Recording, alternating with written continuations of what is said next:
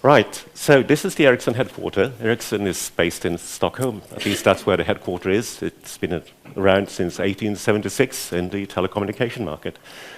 We're worldwide. We have 95,300 something employees spread over the world.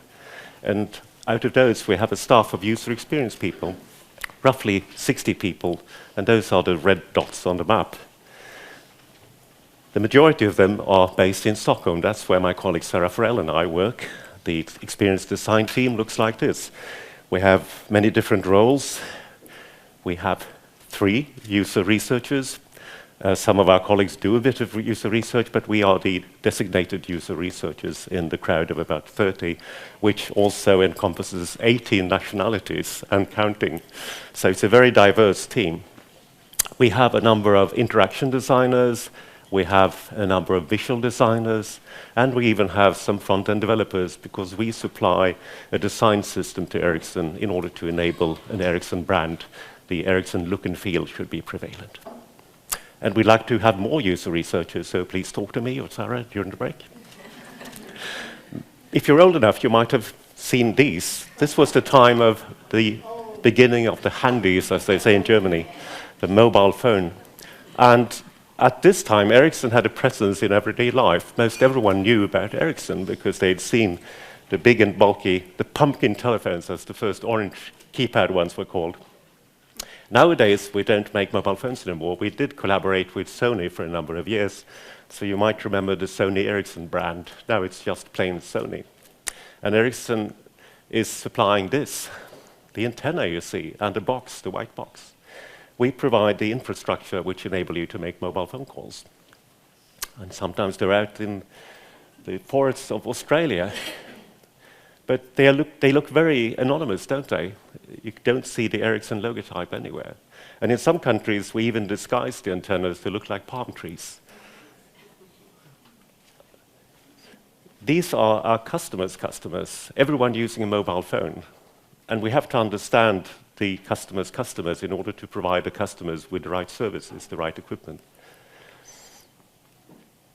Sometimes we have users who are actually working directly with the equipment when installation is done, when optimization is carried out, when repairs are done. And sometimes the conditions are very adverse. But the bulk of our users spend their times doing things like this, testing, driving around in a car, or predominantly sitting in a control room, monitoring, taking care of business, making certain that when you use your phone, you can make your call without any hindrance whatsoever. These people are very busy. That's our typical user. Within Ericsson, we aim to provide the best possible user experience. And the most important aspect is providing something which is useful. Do we solve the right problem? So designing the right product is paramount. Once we know which problems to solve, we have to make certain that the product is as good as possible when it comes to usability, easy to learn, easy to use, highly efficient, pleasant to use even. And finally, we want to provide the Ericsson brand, an Ericsson look and feel. If you know how to use one of our products, you should recognize things when you start using another one. Often people come knocking on our doors asking for help with the branding because we recently introduced a new visual brand, a new typeface, new colors palette, etc. And we try to nudge our customers, our internal customers, towards the left. What about usability? Will this really be easy to use? And what about usefulness? Are we solving the right problem? And that's a big challenge.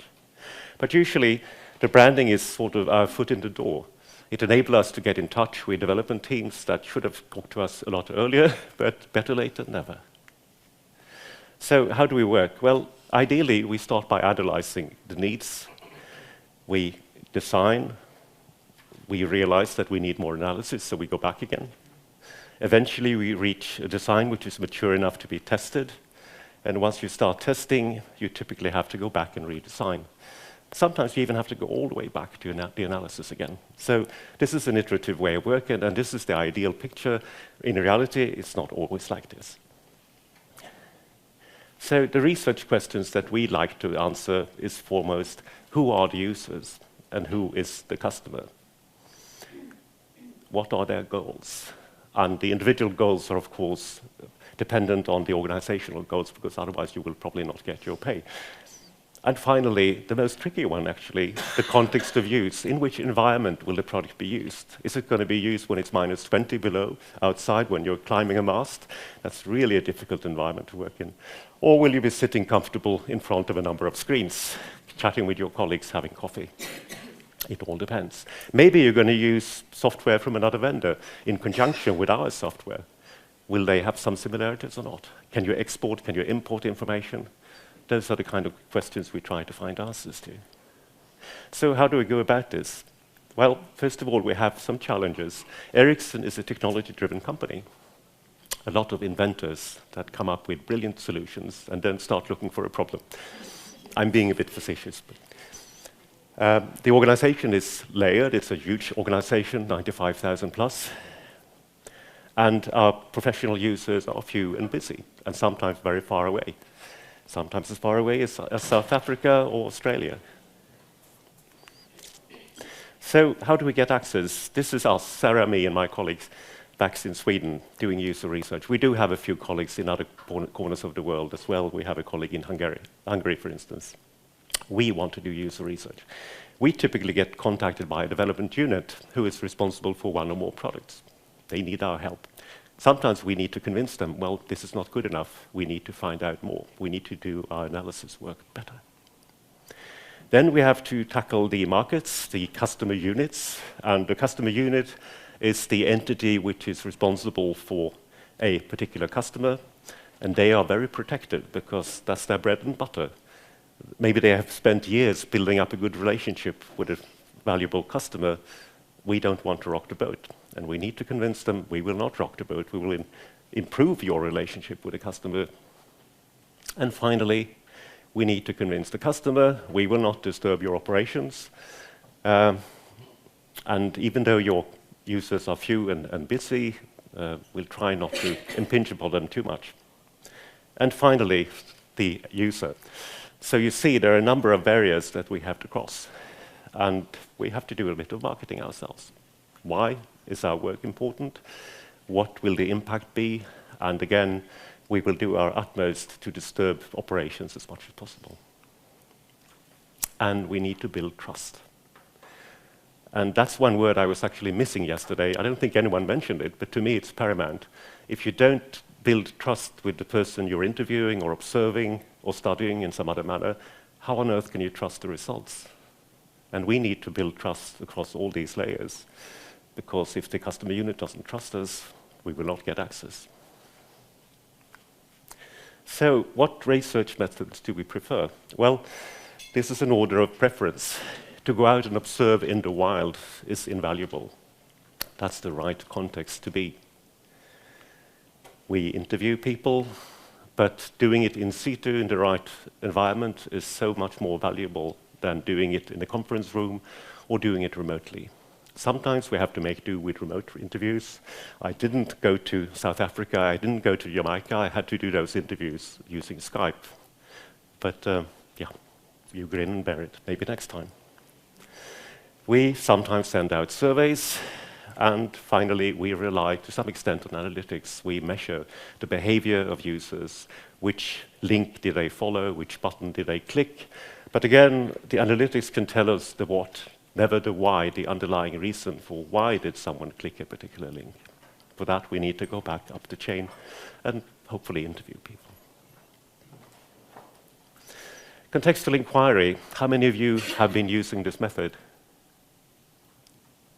Nope. At least one, two, right. For those of you that are not familiar with the method, I actually used it before the name was coined by Karen Holzblatt. It's basically a combination of doing observational studies and interviews, but the key thing is that you're doing it in the right context. You go out into the field and observe people working in their normal working environment. And that gives you so much more.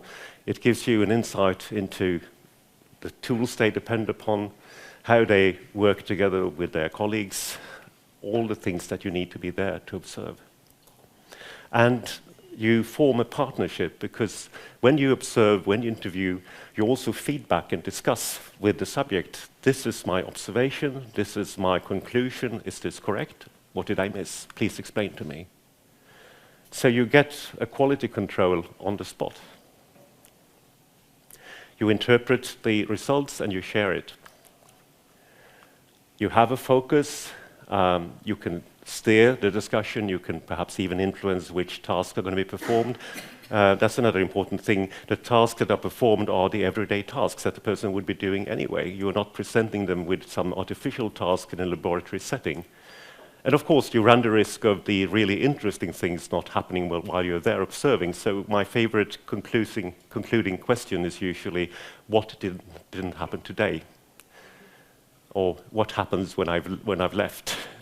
Or what is the worst possible thing that could happen? Or what is the worst possible thing that you have experienced or that you've heard about from your colleagues? I don't know how many times I've had that experience. I spent 12 hours in a control room of the predecessor of the Swedish operator Telia, Televerket, the Swedish PTT, and nothing happened. And the next night I was fast asleep in my hotel room, and they had a flood which caused all the alarms to go off like a Christmas tree in the control room. But I wasn't there, I was sound asleep. So that's typical. What are the advantages and disadvantages of contextual inquiry? Well, you get the tacit knowledge to things that people are not even aware of, they know that they have. The things that they do on autopilot, the things that are not worth mentioning. And in fact, I've been in the situation where people have afterwards thanked me because I've made them aware of something that they didn't really think of normally. So my work was helpful to them because I made something more obvious. The data is reliable because it's been verified with a source. It's typically much more detailed than anything you can get out by sending out a survey. It is, however, resource intensive. You need to be there on the spot. You need to travel. You need to spend time. Maybe another big advantage is that if you prepare properly, you will be perceptive enough to catch what you didn't even know you were interested in, the unexpected. And that's maybe the best result you can end up having, something that surprises you. I think Karen Holzblatt really talks about catching everything. If someone is bending a paperclip, you should record that. I tend to be a bit more focused. I have a hypothesis that I want to verify. And I go out with that focus in mind, but I still keep my eyes and ears open for what could be happening in the peripheral, what might be interesting. And when you have that experience, it's really rewarding. How do we communicate our insights? How many of you are using personas? Not that many. Well, maybe half.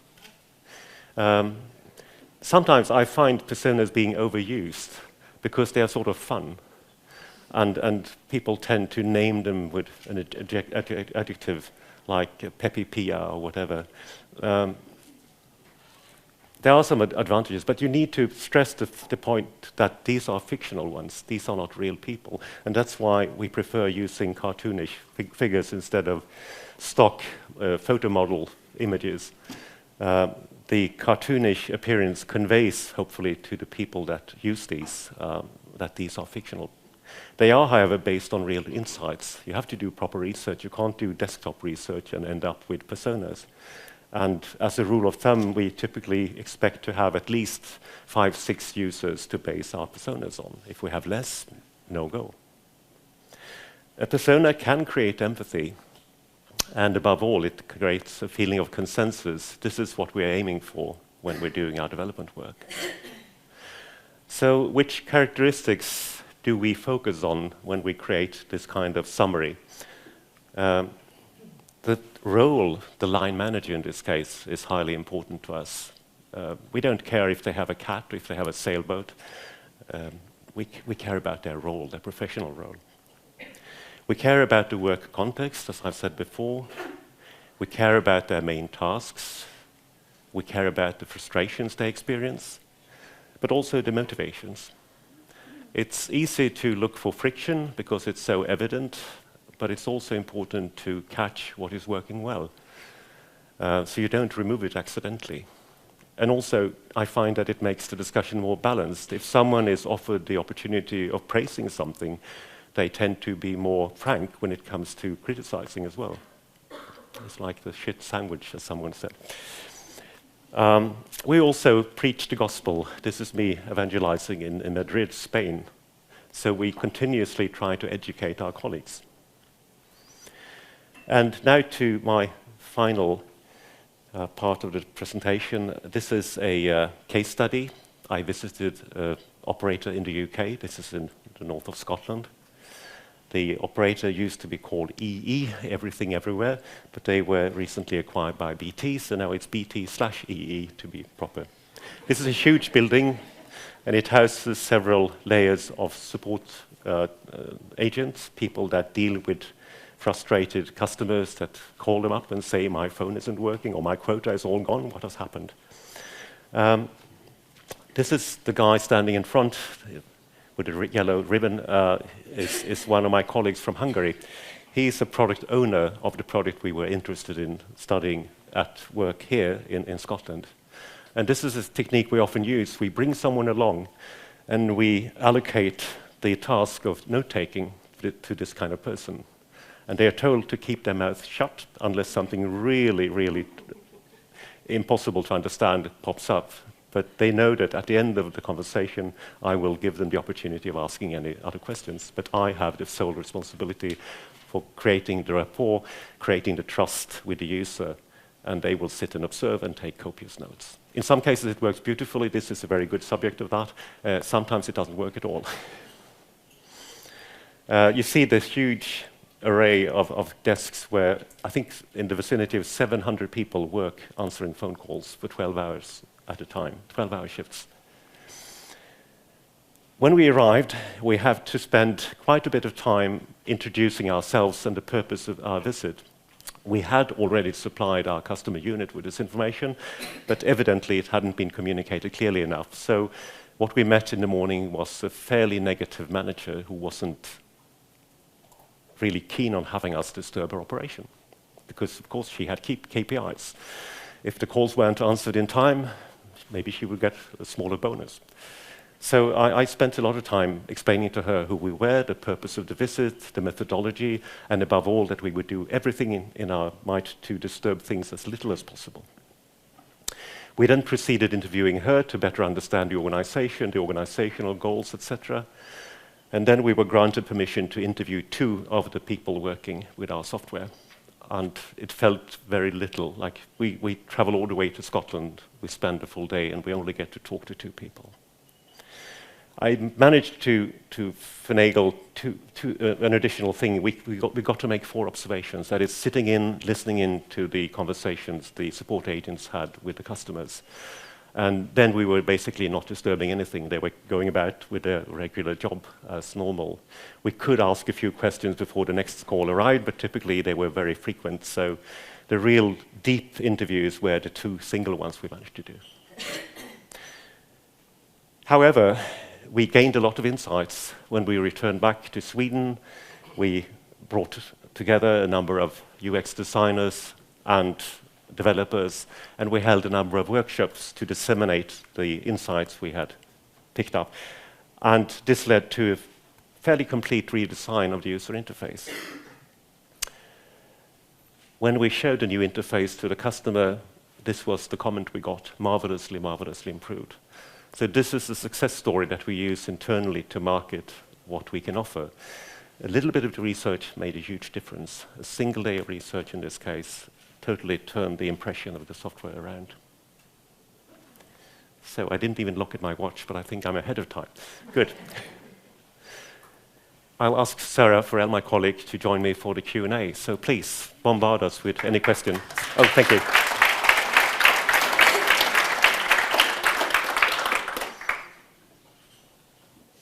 Yes, please. You mentioned branding, Yes. and branding is a big word, but it can be a little word as well. Yes. I'm sure you have an interesting way, but if I can't see the product anymore, I see these white antennae that look like something from the CIA. Yeah. What is branding for you in this context? Branding, for me, is the way our software looks and behaves. Does it have a logo type? What kind of typeface are we using to communicate with our users in the user interface? Basically what you saw on those dark screens, and actually we offer 2 versions. You can choose flavor and have the user interface presented on a dark theme or on a bright theme. So that's also part of the brand that we offer this opportunity. And is it recognized and valued by your users as Sorry? such? Is it recognized and valued by your users who say, oh, this is an Ericsson thing, I prefer that, because that's why you do branding, it's not just a name in itself? I doubt that the users will particularly think this is Ericsson, but I think they will appreciate, oh, this is something I recognize. It behaves the way it did the other day when I was using something else from this vendor. And sometimes we also need to tackle the need to be white labeled. That is, a particular operator might want their logotype, their typeface, their color scheme applied. So it depends on the demands. But from the user's perspective, being able to reuse the skills you already have created, being able to behave the way you did just now, is frightfully useful. Indeed. Thank you. Maybe I didn't say this, but one of the challenges we have to deal with is that choosers are not users. The people making the buying decision are rarely going to use the software themselves. And I think you all suffer the same because of how you do your time reporting, etc. It's a common phenomenon. So basically, we need to make the best possible environment for our users, which in turn will make our customers happy because they'll have less churn, they'll have less time spent training their users, for instance, and they'll have fewer mistakes. Sure. Hi, I'm curious to know about the scale of researchers. You've done a very small exercise and you mentioned that it was just 1 day of exercise and yes. You met 2 users and it was so impactful. How large can the scale be, and are the learnings on similar lines, and how do you interpret those and sort of communicate that internally? I think maybe even more important than being able to do the redesign was that I managed to establish a rapport, a feeling of trust with that particular customer. So I think next time maybe I get to interview 4 people or maybe even 6. So you have to think long-term perspective. But getting your foot in the door is a good start. And if the customer sees the value, I'm sure they're going to welcome us the next time. And it's not like selling soap. We have long-term relationships with our customers, sometimes maybe even 100 years. Hello? Sure. Thank you. Maybe I can just add to that of course, if we can meet different customers, because they are all a bit different, they work in different contexts, in different countries and so on, so if we can meet same type of user using the same type of software at different places and then try to improve the software accordingly, that's even better. And then, of course, as you were saying, the total population is not that big for a specific user group. So if we manage, I would say if we would have met with, I don't know, 20 users or something, that would be just very much enough for us. Yeah. Thank you. The persona illustration I showed you, that was the result of a study I did remotely, a remote interview study with, I think, 12 or 13 subjects. And I felt pretty satisfied because I could see distinct patterns. I mean, if the result is all over the place, you need more users. But if you see a pattern, you can probably start finding remedies. And sometimes I explain it like we're doing negative proof. We're looking for friction points, and if one single user experiences friction, we can be certain that more people will have the same problem. If everyone is happy, we can't be certain because we're not doing market research. Sure. There was someone... The microphone to Marcus and Lucinda in the back. I don't like passing it through. You may pass it.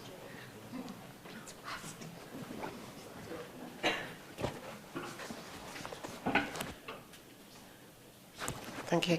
I'm at Lloyds Bank, and we do a lot of research in call centres. Our call centres are called Connect, and we do work on what we call failure demand, because for us, every time somebody calls the call centre, it's costing us about €20. So if we can get people to self-serve on the app, that's obviously a massive saving.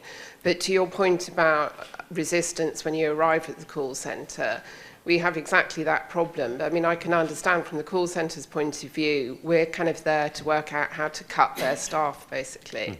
So I mean, it's a sensitive issue. I think many operators are seeing the value of self-service. Yeah. And generalizing a bit, I think one of the most common complaints is that my quota is gone. And there are some operators that see the value of offer a free quota, and then they get rid of all those calls. Of course, there's some people are going to abuse it. They're going to download films all day and all night, but the majority of the customers will not do that. So it probably, in the end, the total cost is going to be less because you have to spend so much less on these calls from frustrated users. But that's not for us to say. Hi, Ines. Hi. It goes in line to what both said before. Ericsson comes to whichever land and say, okay, you guys use my tool, and I want to see, it's a usability studies in a sense, I want to see how you do. And there's a resistance to say no. That's the first thing. My question, that has not been answered yet by the answers before, is how long have you been doing this? Because I think you quite well pointed, with 2 interviews, 1 visit, you were able to reap a huge benefit. Yeah. If you're going to go to other clients and you have a back history of success, doesn't that facilitate your foot at all? Of course. But above all, I'd say that the success stories are most useful internally, because most of the layers I showed you were actually internal layers. At the far end, we had just the customer and the user. And the user usually doesn't have that much of a say. If the manager says, talk to these people from Ericsson, they will probably do it. Okay. Good point. Hi, very, very interesting piece. I was just wondering, when you go back to your colleagues and you have to convey to them all the insights and impressions that you have, what do you consider when doing that? How do you filter, and how do you kind of make them absorb and be able to transgress from there? That's a very good question. What good is the insight if it's not put to use? So one thing that is very important is to find things that are actionable, because otherwise you're just going to feel frustrated. But of course, you can have things that are not actionable today, they might be actionable tomorrow, so you put them on the back burner. But basically, the 3 things I mentioned on one of the slides, we have to convey a better understanding of who the users are, what the goals are that they're trying to achieve, and the context in which they have to work. And if we can make that come alive, for instance, if it's permitted, which is not always the case, to take video footage or images, photos, that gives a much better understanding of the context of use. Sometimes we're not able to. Maybe we can make a simple sketch drawing, which at least can convey a little bit of how the workplace was organized. And then you saw the workshop image. We want to be there. We want to partake and give first-hand information to our customers, the developers that are going to turn our insights into a revamped interface in this case. So just handing over a document is not enough. You need the face-to-face interaction also with our users internally. And then I think there will be people who won't even read that persona description. No. So I like to work a lot with the key insight. So how much can I distill this and it will still have some value? Maybe work with 3 or 4 key takeaways, the typical, but to communicate those very well. Another very efficient way that we didn't show here is the user journey. That's also a very visual way of getting the information. Many people can relate to it. It also depends how much details you put in, but you can very clearly show, like, this is my user, this is what he or she will do, or maybe various types of users, and here is where we found a problem. So we would suggest you very much to improve our software with these type of tasks that they need to do here. That could also be efficient. But the important thing above all is the information that we convey and which method we choose to convey it, be it a persona, a customer journey, whatever. It's secondary. Whatever works, basically. Yes? Hi, Natasha from Seismo. Thank you for your outstanding presentation, the quality of it. And I trust you that you are so a marvelous observer. I would allow you full access to my office. I'll be there tomorrow. I am in what you call differently, but what we do as participant observation. I was surprised, puzzled by the fact that you were mirroring to the user some of their actions. We work in the building industry. We observe job site managers all day. We had a sketch artist with us. And we observed a guy who, this is a very non-digital industry. The guys take their phone, they call the supplier, send me 2 tons of, yes. And we observed how they had to do the online purchase. And they were struggling a lot. And when we asked how they perceived it, they said, oh, great, no problem. Mm-hmm.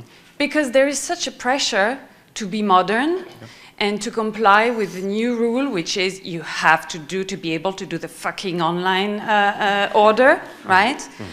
And it was so much better just to call the sales rep and to say, send me 2 things, and it was done in 30 seconds. Mm-hmm. So our job, I'm wondering, and I see the point in adding value to the person, to the observed person, but I feel there is also part of our job, which is we are not there to cure or to make them aware of things. Mm.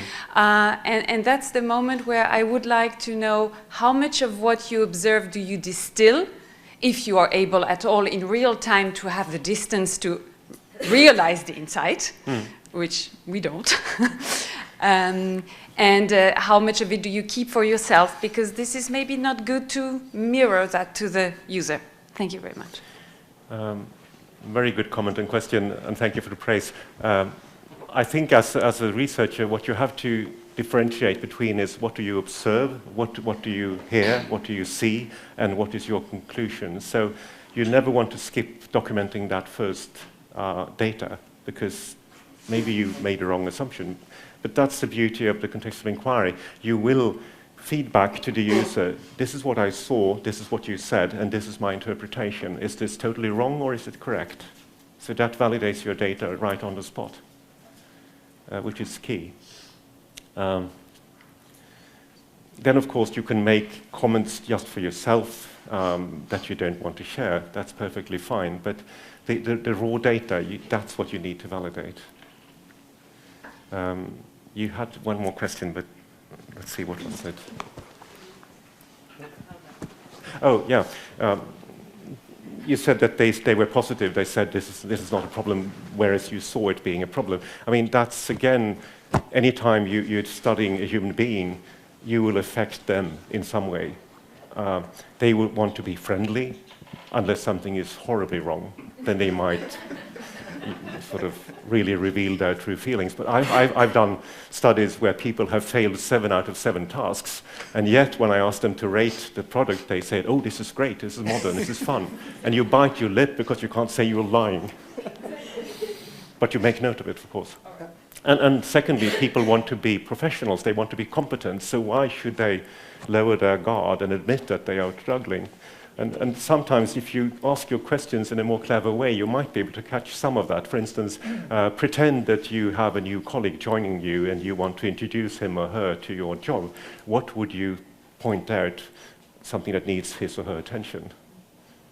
Because then you're separating the struggle, the problem from that person. You're making it more impersonal. So there are a few tricks you can employ.